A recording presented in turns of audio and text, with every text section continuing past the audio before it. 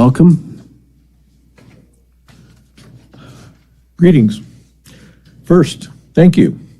My wife and I enjoyed a nice dinner with the $53 you reduced our MPS bond debt overage. The reduction to moderate from gross levels of money into your savings account let another $1.37 million remain in the local economy this season. And I would urge all taxpayers to spend that refund at a local establishment, preferably as cash. The Omnitech listening sessions are done. I look forward to the report, but I'm not sure why the students have 2 extra weeks to participate. And I regret that the survey did not have a little more demographic information like, are you a voter in MPS? With the encouragement of using the survey multiple times to feed information to Omnitech, it would be good to know how many unique IP addresses participated. Understanding what the total participant number really means would be useful.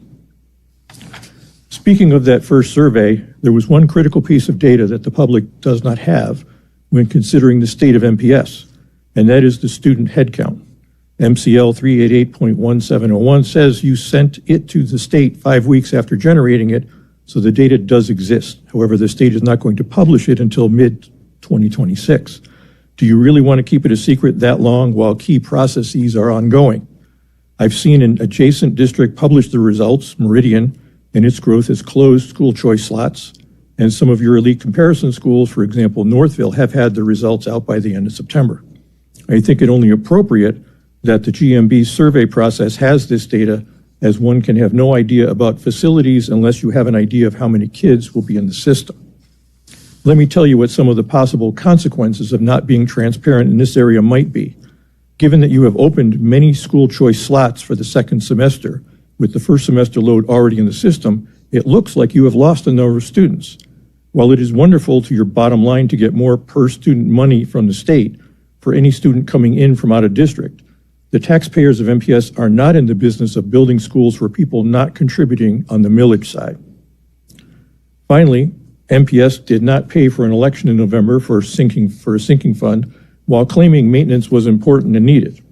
There are 4 free elections in 2026, February, May, August, and November.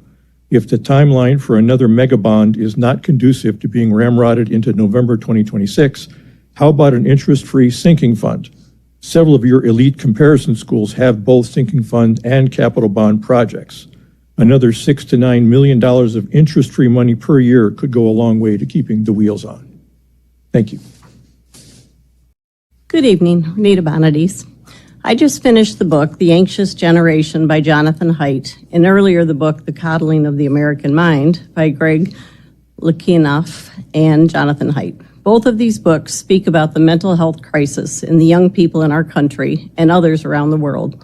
I did this because of my concern over what I'm seeing and hearing in the education system and the condition of the young people.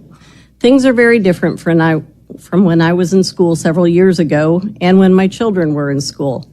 There were certainly issues of mental health back then, but not at the degree that they exist today.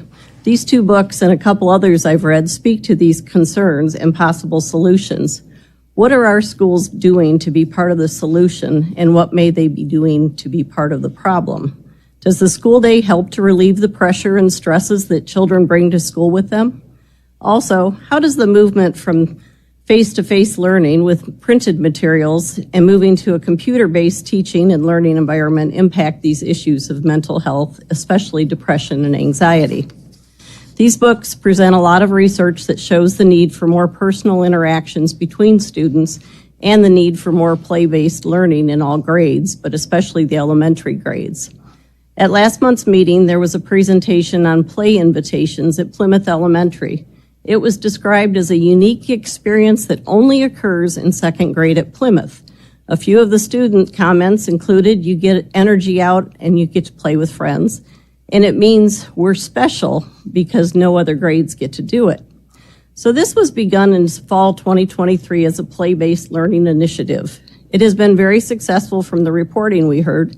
Comments about the students, they're definitely getting ready to learn and learning to learn while they're playing. Allows them to grow as a team, not just as 2nd grade, but beyond. And we're building their person as well as their learning.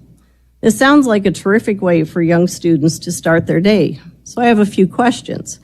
Why would a program that has been so successful only be available to one grade and at one school?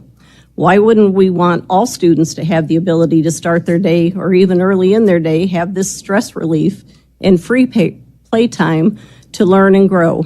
Is there a reason only this group of teachers is challenged to incorporate such a program in the learning day? Why not have this accessible and part of all the elementary classes, or at least K-2 at all of the elementary buildings? Finally, I would like to thank Sarah Dooley for helping to get the agenda packets online in a single document format.